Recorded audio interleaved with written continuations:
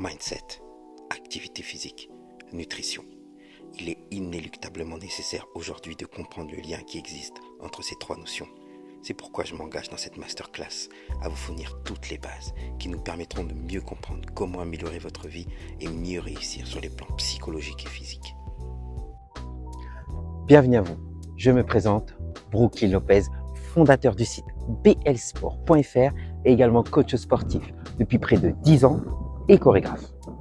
Aujourd'hui, lors de cette masterclass, je vais vous présenter tout le savoir que j'ai acquis, notamment lors de mon cursus scolaire, mais également de mes expériences professionnelles, mes nombreuses lectures, conférences et formations que j'ai pu suivre en France et également avec des experts étrangers, généralement américains qui ont fourni de remarquables études sur le mindset.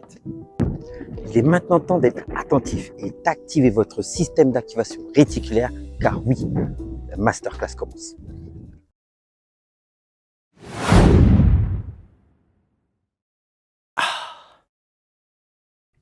Votre mindset, c'est votre état d'esprit, votre façon de penser, votre mentalité.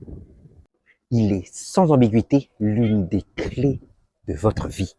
Vos émotions jouent un rôle majeur sur vos prises de décision, votre impulsivité, mais également vos choix de vie. Et tout ça commence à se mettre en place dès votre enfance. Je citerai ici Augusto Blanco qui disait cette phrase célèbre « Dis-moi avec qui tu traînes et je te dirai si tu réussiras ».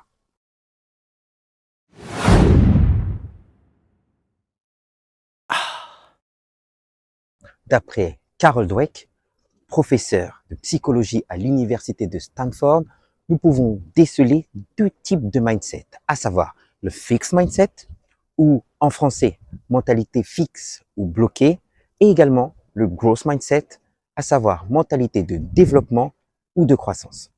Celui qui nous intéresse ici, c'est le growth mindset. Le growth mindset, c'est la capacité à toujours rester positif. Nos compétences ou nos expériences ne sont pas innées. On peut toujours changer, évoluer pour surmonter les étapes de notre vie. Face à l'épreuve, par exemple, l'échec n'est pas une fatalité. C'est juste une manière de s'améliorer, une étape dans votre vie. Ou simplement une opportunité de trouver une solution. Parfois, une solution se présente à nous, mais malheureusement, notre état émotionnel nous amène à une résilience qui nous détruit de l'intérieur. Prenons l'expérience de Seligman sur l'impuissance acquise ou l'impuissance apprise, expérience réalisée dans les années 70. C'est très simple.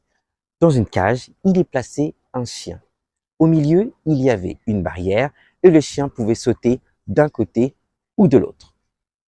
D'un côté, il y avait des stimuli qui lui présentaient, c'est-à-dire des chocs électriques, où le chien avait la possibilité de sauter des deux côtés de la cage, et une fois qu'il avait compris dans quel côté de la cage il ne recevait pas de choc électrique, il y restait. Excellent. Malheureusement, sur la deuxième expérience, il plaçait des chocs électriques des deux côtés de la cage. C'est-à-dire que, avec ce stress régulier, le chien, au bout d'un certain temps, faisait preuve de résignation. C'est-à-dire, il acceptait son sort. Mais ce qui fut incroyable, c'est lorsque la cage fut enlevée, le chien restait au même endroit. C'est-à-dire qu'une fois qu'il avait fait preuve de résignation, peu importe ce qui pouvait se passer autour de lui, il restait au même endroit. Et bien cela peut vous arriver. C'est-à-dire que votre état émotionnel peut vous amener dans cet état de résignation. C'est-à-dire que même si des solutions sont présentées à vous, vous n'arrivez pas à les identifier. Et ça, c'est dû au manque de culture psychologique, car il faut comprendre dans quel état émotionnel nous nous situons sur un instant T. Ici, Seligman, dû aux nombreuses expériences qu'il a pu réaliser sur ce sujet, nous donne un moyen d'en sortir. C'est-à-dire que, dans un premier temps, comme Carol Dweck a pu nous le présenter précédemment, l'échec n'est pas une fatalité, mais une épreuve. Une fois qu'on a compris et emmagasiné cela dans notre cerveau, on sait qu'on peut y trouver des solutions. Et ici, Seligman nous dit, c'est très simple. Vous devez absolument identifier spécifiquement et temporellement cet élément ou cet échec pour pouvoir l'analyser et trouver une solution. Tim Grover, homme d'affaires célèbre, conférencier, mais également coach des grands noms de la NBA tels que Michael Jordan, Kobe Bryant, rest in peace, ou encore Dwayne Wade, nous donne une explication pour essayer de définir notre mindset actuel. Et pour cela, on va tester ensemble. Pour lui, nous pouvons définir 3 étapes psychologiques concernant notre mindset. Le premier, c'est l'exécuteur. Pas Liam Neeson, pour les connaisseurs. C'est une personne qui fait juste ce qu'on lui demande. C'est convenable. On pourrait l'assimiler à un fonctionnaire ou à sinon la pilule bleue dans Matrix. Le second, c'est le finisseur. Tant qu'il a un plan précis, il va parfaitement l'exécuter. Il est performant et fait face à la difficulté. C'est un peu comme le métronome d'une équipe, comme le numéro 10 dans le football, ou sinon, un peu comme Denzel Washington, si tu as l'arrêt, bien sûr. Et le troisième, le nettoyeur. Alors lui, non seulement il a les capacités de l'exécuteur et du finisseur, mais en plus de cela, non seulement il donne toujours le meilleur de lui-même, mais il fait en sorte que ses coéquipiers ou les personnes autour de lui donnent le meilleur d'eux-mêmes. Et là, évidemment comme exemple, je suis obligé de citer le GOAT, à savoir Cristiano Ronaldo ou CR7, qui non seulement embellissait le travail de ses coéquipiers sur le terrain, mais on connaît tous cette légende qu'il faisait que peu importe dans quelle équipe il se trouvait, les comportements changeaient même à l'extérieur du terrain. Et ça, seule une poignée de personnes peuvent réaliser. Ce sont les vrais leaders. Alors, dans quelle catégorie tu te situes? Exécuteur, finisseur ou nettoyeur? N'oubliez jamais une chose, et pour cela je citerai Groover, qui dit « La victoire n'est pas loyale ». C'est-à-dire que malgré tous les efforts que vous pouvez réaliser, vous pouvez échouer. Et il faut y être préparé. Mais n'oubliez pas, ce n'est pas forcément les meilleurs qui gagnent tout le temps. Pour terminer, concernant le mindset, E.D. Millet nous parle de nos pensées. Grand conférencier et entrepreneur, il nous dit que d'après de nombreuses études scientifiques, près de 75 000 pensées traversent notre système nerveux central chaque jour. Ce qu'il faut savoir, c'est que 91% d'entre elles sont liées à nos habitudes. Donc imaginez, si on contrôle vos habitudes, on contrôle directement 91% de vos pensées. À méditer. À méditer. Ce qui veut dire que la différence entre nous réside dans seulement 9% de nos pensées. Ce qu'il faut comprendre, c'est que dans la majorité des cas, dans ces 9% de pensées, il y a malheureusement des pensées liées à nos inquiétudes. Il faudrait donc prendre le temps de les noter pour pouvoir les changer et changer nos inquiétudes négatives en pensées positives. Imaginez que les érudits le savent et utilisent, par exemple, je dirais, la politique de la peur pour pouvoir manipuler un peuple. Est-ce vraiment une supposition? Fin de la parenthèse. Ce qu'il faut savoir, c'est que notre système nerveux central capte près de 5 millions d'informations par jour et qu'une infime quantité arrive jusqu'à notre conscience. Le système d'activation réticulaire, ensemble de fibres neuronales situées au niveau du tronc cérébral. Celui-ci fait l'intermédiaire entre notre vision du monde et notre cerveau. Pour faire simple, c'est le filtre sur notre vision du monde comme les œillères pour les chevaux. Il matérialise également ce à quoi vous pensez, votre idée. Car oui, tout commence d'une idée. Regardez autour de vous. Tout ce que vous voyez ou touchez a commencé d'une idée. Le système d'activation réticulaire s'active via nos 5 sens. C'est un peu comme ce phénomène. Vous savez, vous achetez une nouvelle voiture et tout d'un coup, vous avez l'impression de la voir partout. Et bien, vous n'êtes pas plus concentré sur votre voiture. Je vous explique. C'est tout simplement dû à une combinaison de biais de confirmation et de mémoire sélective. C'est le biais de fréquence ou effet de Baader-Meinhof. Ce que vous devez impérativement travailler dès maintenant, c'est votre visualisation.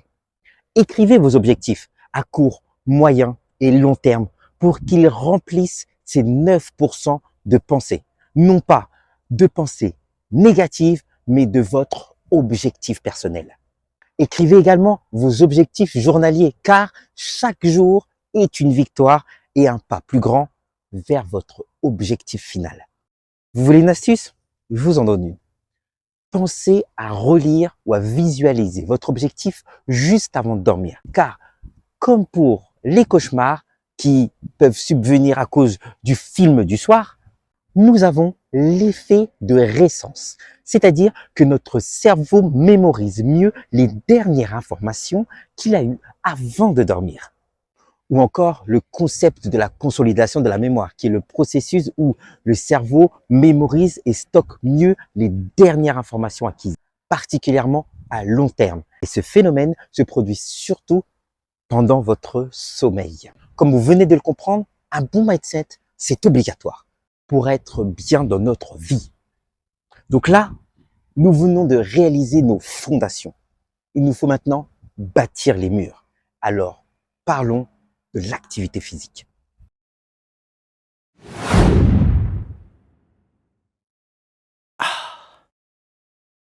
Un sport, c'est une activité physique ou souvent un jeu compétitif pratiqué pour la détente, le plaisir ou pour une compétition. Il peut être du cadre, du loisir ou du cadre professionnel. Une grande préparation physique, mentale et parfois l'utilisation de matériel particulier, en fonction bien évidemment de l'activité choisie. Oui, la musculation, c'est un sport. Il y a des règles à respecter. En plus du respect de l'intégrité physique et morale de la personne, il y a bien évidemment les règles de bienséance et des étapes à respecter. Mais dans un premier temps, il est indispensable de commencer sur l'aspect santé. Il faut savoir que l'activité physique offre de nombreux bénéfices, notamment physiquement, mentalement et émotionnellement. Voici quelques-unes de ses principales utilités. Je commencerai par le renforcement de votre système cardiovasculaire via, par exemple, à l'amélioration de votre circulation sanguine, mais on n'oublie pas que le sport peut également réduire les risques de maladies cardiaques et c'est aussi l'un des meilleurs moyens de prévention contre les accidents vasculaires cérébraux, communément appelés les AVC. Également, l'activité physique renforce votre système immunitaire, il améliore vos capacités cognitives, donc favorise la concentration, la mémoire et les fonctions cognitives. Il réduit également le risque de déclin cognitif, c'est-à-dire des maladies neurodégénératives ou encore de l'Alzheimer. Il améliore bien évidemment votre santé mentale et votre bien-être émotionnel, en participant notamment à la réduction de votre stress, de votre anxiété et des symptômes de dépression. Sans oublier la libération d'endorphines ou hormones dites du bonheur. Indispensable pour beaucoup de personnes, il améliore votre posture et votre coordination, ce qui est essentiel par exemple pour votre équilibre, mais également prévenir par exemple des lumbagos, des douleurs sciatiques, crurales ou encore des douleurs situées au niveau de votre scapula. Il participe bien évidemment à la gestion de votre poids pour que celui-ci ne devienne pas une gêne dans votre quotidien, physiquement et mentalement, et que vous évitiez d'atteindre l'obésité morbide ou la maigreur. et bien évidemment le renforcement musculaire et osseux ou amélioration des qualités physiques, c'est-à-dire de la force, la vitesse, la coordination, la souplesse et l'endurance. Mais je pense que vous n'avez pas réellement besoin de moi pour savoir que l'activité physique est indispensable pour avoir une bonne santé ou une bonne hygiène de vie. En prenant compte de différents facteurs comme la gestion de votre temps ou de votre porte-monnaie, hormis les activités d'extérieur comme par exemple la course à pied, la marche nordique par exemple, la salle de sport reste un parfait compromis. Mais là, c'est mon moment coup de gueule. Je vois beaucoup trop de personnes commencer les activités en salle de sport et faire n'importe quoi. Ça m'exaspère. Ça, c'est réellement la décadence de notre métier de voir toutes ces personnes sur les réseaux sociaux, peu importe que ce soit Instagram, TikTok et j'en passe, donner de mauvais conseils, avoir aucun diplôme, des véritables charlatans et amener en perdition toutes ces imperdus ou toutes ces personnes tout simplement qui veulent avoir une meilleure hygiène de vie. Donc c'est très important d'avoir les bonnes personnes autour de vous et d'écouter les bons conseils. C'est pour cela que j'ai créé Best Physique. C'est un programme de musculation sur 90 jours adapté, tout public, hommes ou femmes, avec notamment via des vidéos toutes les bases de la musculation, de la nutrition et du mindset. 100% des exercices également en vidéo ou en format texte. Tout est téléchargeable directement via votre téléphone mobile. Il est impératif de savoir comment on réalise un exercice pour éviter de se blesser et de comprendre que le sport est dans la régularité. Pour cela, je vous explique tout dans le Best Physique, dont l'objectif est de devenir athlétique, c'est-à-dire d'améliorer l'intégralité de ses qualités physiques. Tout est à portée de main en quelques clics. C'est simple et rapide.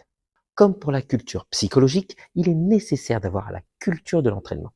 Une fois que ces connaissances seront acquises, on ne pourra plus vous manipuler. Avec toutes ces vidéos à dormir debout, avec des scientifiques dont personne ne connaît le nom, et vous pourrez réellement commencer vos propres programmes. Et là, on aura fait un réel pas en avant, ensemble. Comme tu viens de le comprendre, nous avons les fondations et les murs. Il est temps de mettre le toit. C'est-à-dire, en plus du mindset et de l'activité physique, nous devons parler de la nutrition.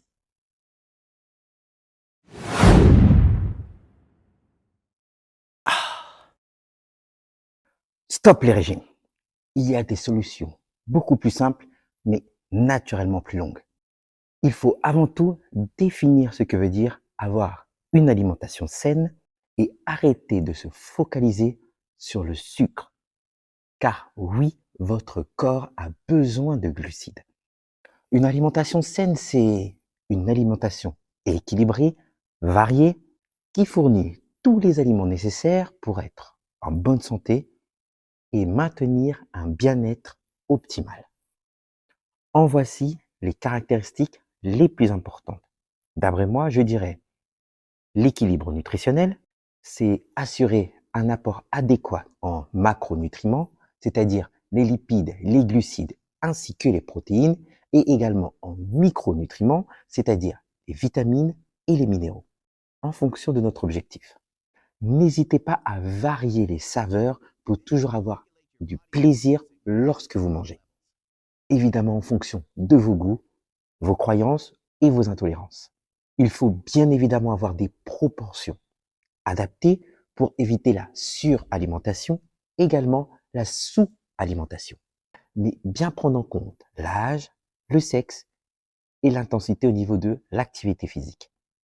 Il faut éviter de manger trop sucré ou trop salé, donc pour éviter les maladies chroniques. Privilégier, si vous le pouvez, les plats faits maison pour bien contrôler les aliments et les portions. Aujourd'hui, nous avons de nombreux appareils électroménagers, évidemment plus ou moins onéreux, tels que les Thermomix, Cookéo, Ninja et j'en passe, qui peuvent notamment vous simplifier la vie. N'oublions pas également les applications qui vous permettent de calculer les kilocalories sur le plat que vous êtes en train de prendre. Si vous n'avez pas au préalable calculé les plats au grammage que vous allez consommer.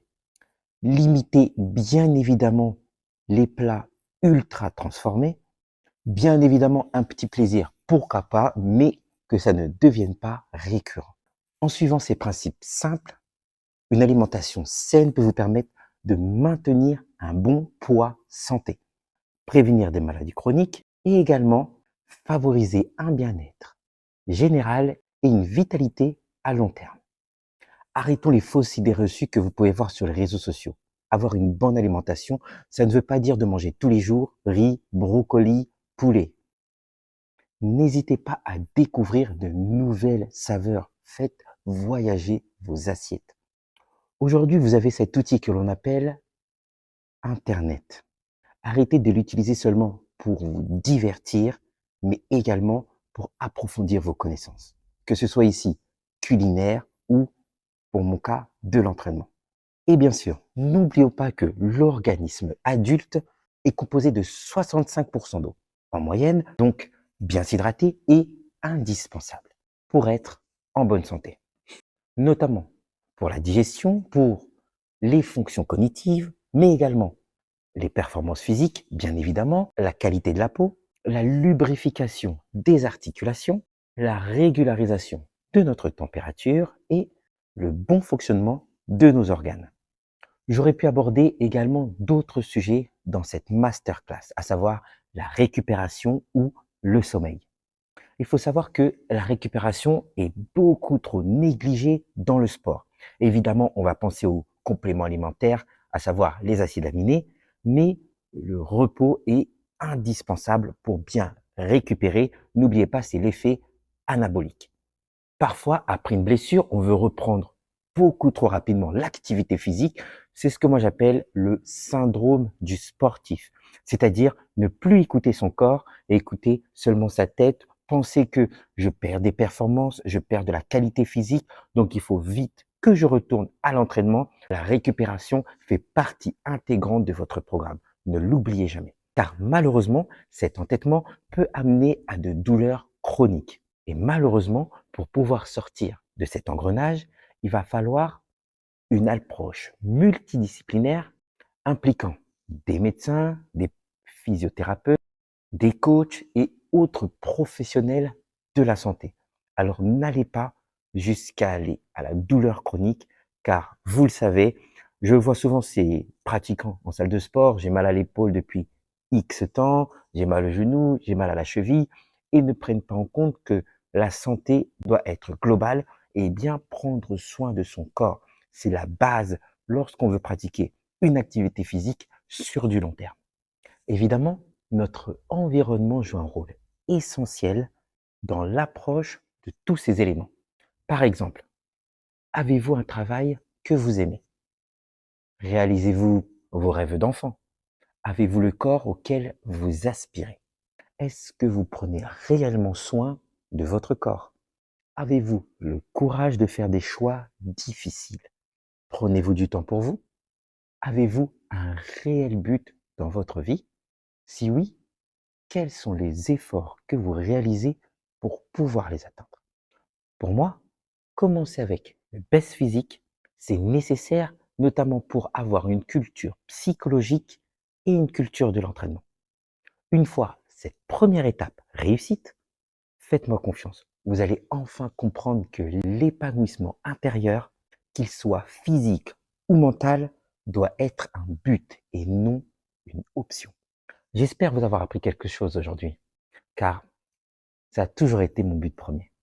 Je terminerai cette masterclass avec cette citation de Richard Henry Burton qui disait « Fais de ta pensée un empire », c'est-à-dire « Sois le seul maître de tes choix ».